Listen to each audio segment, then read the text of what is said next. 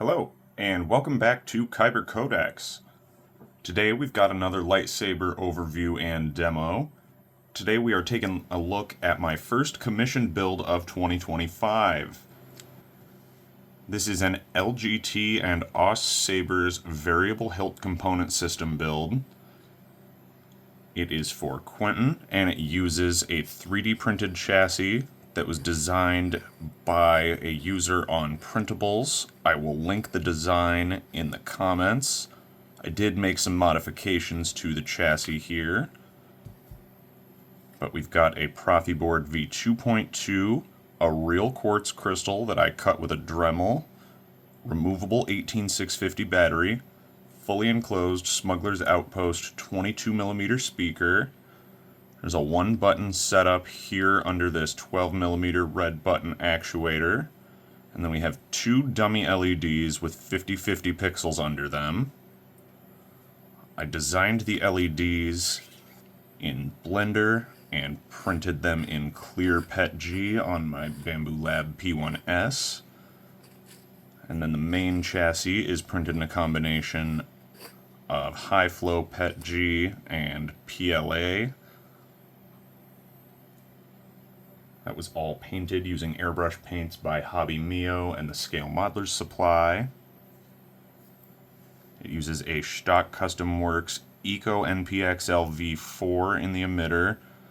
I figured we'd go for the V4 Eco version. It's got the most LEDs out of any hilt-side PCB I can think of. It does sacrifice giving us blade detection, but there's so many windows on this emitter that you do really want the 30 LEDs, I feel like. The hilt did not get shipped to me with any retention screws or a blade plug, so I did include those here. I feel like when we spoke you said this was your first saber with a Proffieboard, so if you're not particularly sure how to edit things, I've got a bunch of different fonts and blade styles on here for you. You didn't send me any, so I included a bunch of my favorites that are like free and available on the internet for anybody.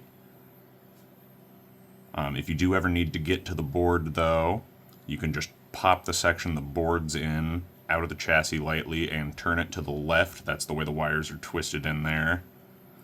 And then use a micro USB cable if you need to program the board, or a pair of tweezers to pull out the micro SD card that's on the bottom side of the board.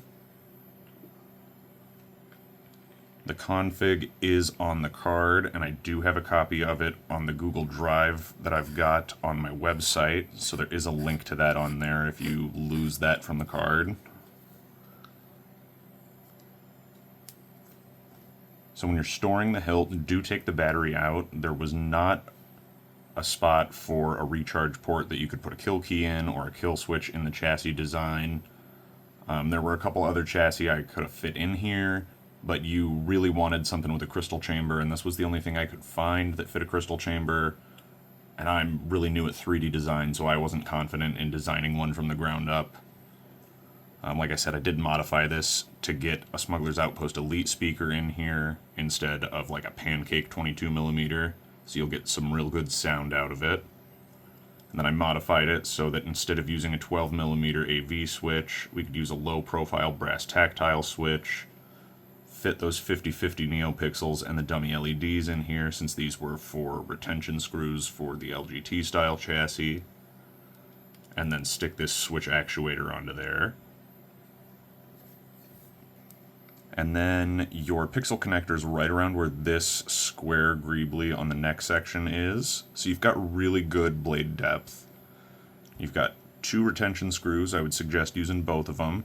This will take a 1-inch neopixel blade. Alright, so you can see in here you do have some off behavior with your crystal chamber. It'll be some form of off behavior on every preset. It'll vary preset to preset. And some of these will have off behavior. Some of them will just be off. It, again, varies preset to preset. So we'll kind of go through preset by preset just for the first handful of presets. Take a look at some of the different crystal chamber and accent pixel off behaviors here.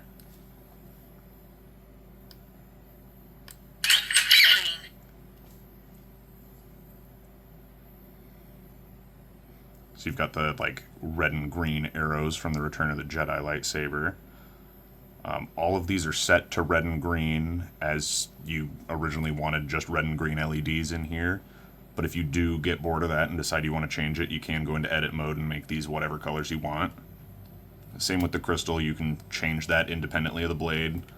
These are all wired up independently. Well, these are what's called a sub-blade, so they're wired together but programmed independently, but it's basically the same thing in your config.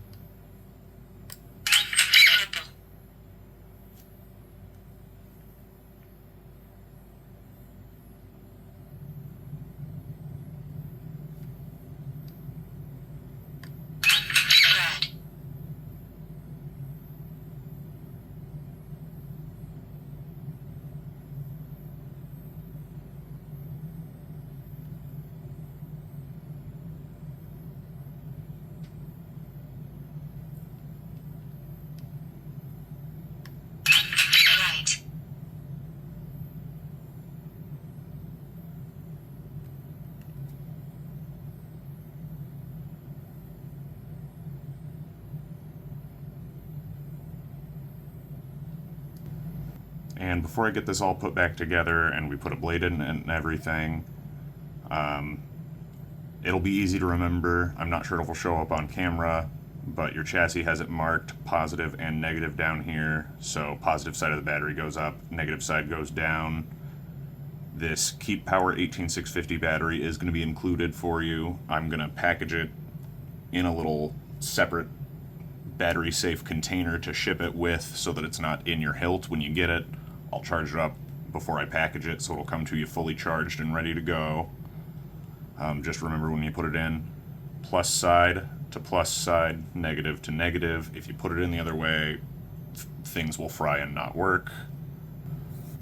Beyond that, the button that we used was not the one that you sent me from, I think it was One Replicas. I used one from Saber that is built slightly differently, so you can adjust this knurled ring on the outside to adjust the button tension, just depending on how you like the feel of it. The tighter the button goes, the lighter you have to press, and the less clicky it is. So if you like a more tactile feeling, you can loosen it up. If you just want it to be quick click, nice and sensitive, with no real tactile feeling on the button, tighten it. Try not to over tighten it though. There's a 3D printed adapter that's glued onto the brass button, and then this actuator is glued onto that. It's pretty stable in there. I haven't had any issues with it, but definitely don't over tighten this. I personally think it feels a little better, a little loose anyway, but that's just me. So yeah, let's put a blade in here. We'll take a look at some of the blade styles and sound fonts that I put on here for you. I'll leave a handful that are a surprise for you to see when you get it in the mail. And then after that, I'll kind of give my final impressions of the quality of the machining from LGT on these VHC hilts. My thoughts on the build, and a little bit of details on what I actually had to change on the parts that I did modify of this chassis. And we'll get things wrapped up.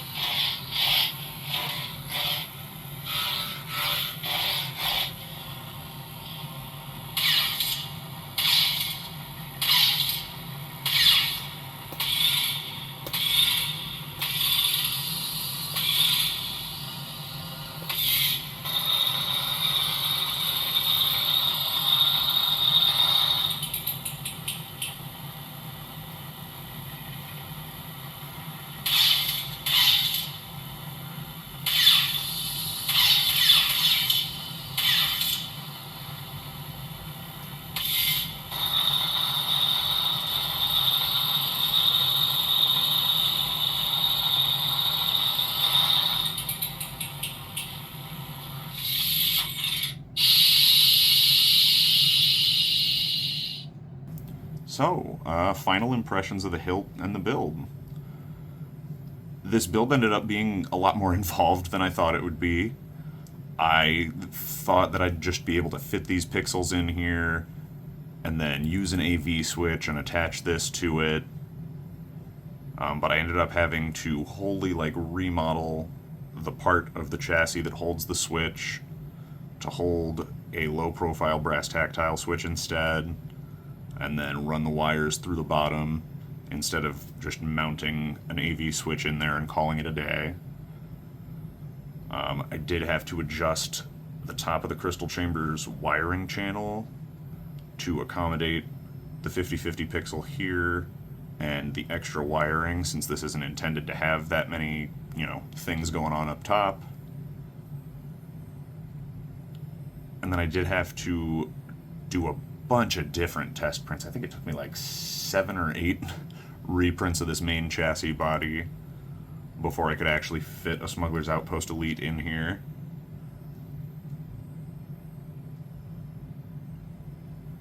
Beyond that, though, it was pretty straightforward to install. Some of the remodeling parts of the chassis took a bit, and modeling and printing out the dummy LEDs took a bit, so that did extend the time on this build past what I thought it was going to take. But all in all, I'm pretty satisfied with how it turned out. I am sorry again, Quentin, that it did take a little bit longer than we both thought it would, but it's all set now and ready to come home. I really hope that you like it. I really enjoyed building it, and I think it turned out quite nicely.